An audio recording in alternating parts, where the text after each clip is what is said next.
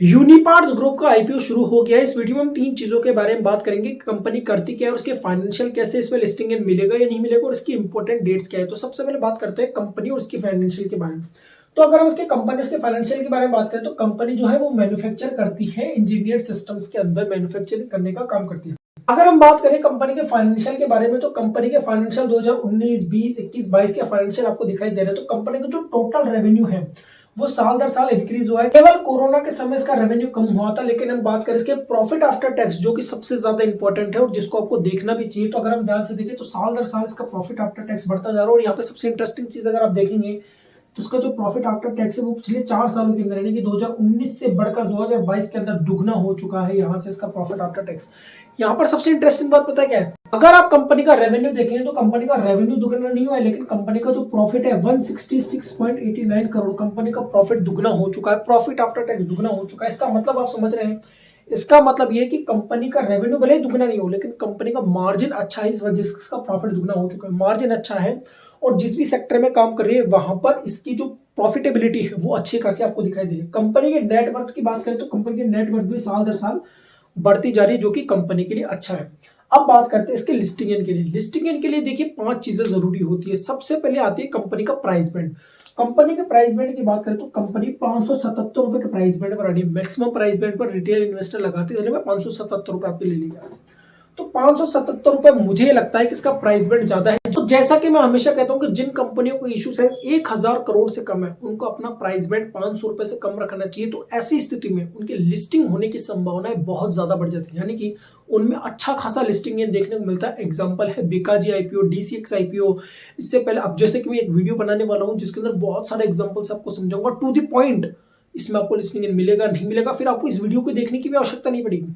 To the point आपको पता चलेगा, केवल देखकर आपको अप्लाई करना है नहीं करना। जल्दी वो वीडियो आने वाली है। ये चीज तो आपको नेगेटिव दिखाई दे रही है, लेकिन इसको पॉजिटिविटी में बदलने के लिए हमारे पास 2-3 चीजें और जरूरी होती है, जिसका नाम है टोटल सब्सक्रिप्शन।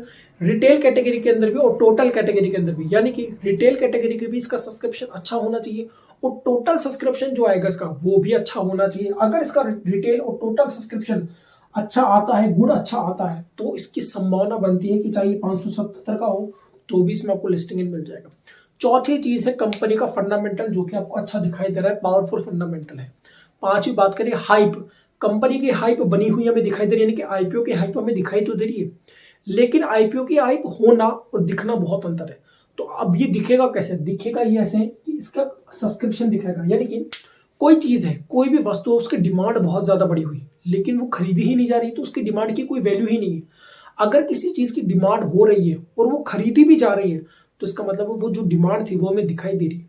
तो अगर इस आईपीओ का सब्सक्रिप्शन अच्छा आता है, बहुत अच्छा खासा सब्सक्रिप्शन आता है, इसका मतलब इसका आईपीओ की जो हाइप है वो हमें दिखाई देती है, यानी कि डिमांड वास्तविकता में एग्जिस्ट करती है। तो यहां से इसकी संभावना बढ़ जाती है कि हमें लिस्टिंग इन मिलेगा। और पांचवी चीज है ग्रे मार्केट प्रीमियम। तो अगर मैं कंक्लूजन निकालू लिस्टिंग इन का, तो अगर इसका सब्सक्रिप्शन अच्छा आता है, अच्छा खासा सब्सक्रिप्शन आता है और उस समय इसका ग्रे मार्केट प्रीमियम भी आपको अच्छा खासा दिखाता है पहले 2 दिन के अंदर, क्योंकि आखिरी दिन तो आपको पैसा लगाना ही है, तो इसमें आपको डेफिनेटली लिस्टिंग इन मिल जाएगा। लेकिन अगर इसमें सब्सक्रिप्शन अच्छा नहीं आ रहा, ग्रे मार्केट प्रीमियम भी सही नहीं दिखा रहा है, तो इसमें बिल्कुल भी इन्वेस्टमेंट मत कीजिए, क्योंकि इसके अंदर लिस्टिंग इन आपको नहीं देखने को मिलेगा। फिर इसका सबसे बेस्ट एग्जांपल है बीकाजी आईपीओ। अगर आप हाल ही में देखेंगे तो इसका जो ग्रे मार्केट प्रीमियम था वो अच्छा नहीं आया था, लेकिन इसका सब्सक्रिप्शन अच्छा था। और जैसा कि मैं हमेशा कहता हूं कि ग्रे मार्केट प्रीमियम उसी समय बदल जाएगा अगर उसका सब्सक्रिप्शन अच्छा रहा है। आज देखिए बीकाजी आईपीओ की प्राइस आप जाकर उसकी लिस्टिंग गेन से और अभी की प्राइस में कितना डिफरेंस आपको दिखाई दे रहा है, जो कि अगली वीडियो जब मैं आपको लेकर आऊंगा आईपीओ के बारे में सब कुछ समझ में आएगा। यही बात मैंने हर एक आईपीओ के लिए कही है, और अगर आप उन वीडियोस को ध्यान से देखेंगे जाकर तो आप देखेंगे एज इट इज उनके लिस्टिंग इनके अंदर वो चीज दिखाई दे रही है जो कि मैंने आपको कहा था।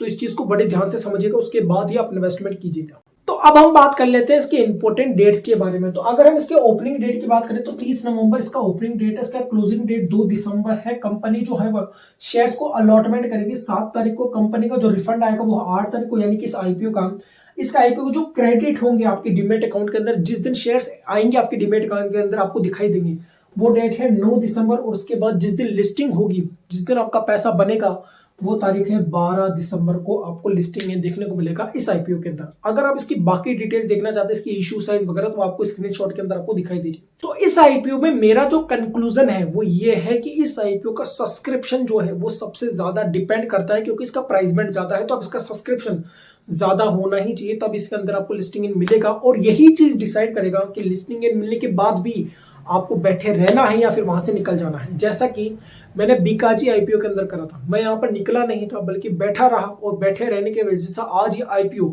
400 से ऊपर जा चुका है, जिसके बारे में एक अलग से वीडियो बनाकर बताऊंगा जब मैं इसको सेल करूंगा।